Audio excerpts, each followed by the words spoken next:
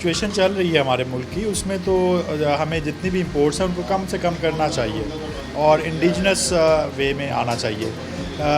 Obviously ये ज़रूरी तो है कि हम इंपोर्ट की साइड पे कम करें, लेकिन गवर्नमेंट को एक और इनिशिएटिव भी लेना चाहिए साथ में कि चाय जो हमारे कुछ एरियाज़ हैं जहाँ पे चाय की प्रोडक्शन हो सकती है, तो वहाँ पे चाय की काश्तकारी को ज़्यादा से ज़्यादा अपनाएं, क्योंकि ये एक नेशनल बन चुका है ड्रिंक जिसमें चाय जो है ज़्यादा से ज़्यादा इस्तेमाल हो रही है। अभी तो ये जो हमारी गवर्नमेंट है, लगता है हमारा खाना पीना भी बंद करेंगे आहिस्ता आहिस्ता। तो बाकी हम अपने घर का बजट देखें ना, तो उसमें तो हम जो ख्वाहिशार होते हैं हम तो इसी तरह चलेंगे, जहाँ 3 कप बनते हैं वहाँ 2 बने, जहाँ 2 बनते हैं वहाँ 1 ही बने। लेकिन गवर्नमेंट पे जाएं तो जैसे ये कह रहे हैं कि चाय पीना कम कर दें, कल ये भी कहेंगे कि खाना पीना भी आप लोग कम कर दें।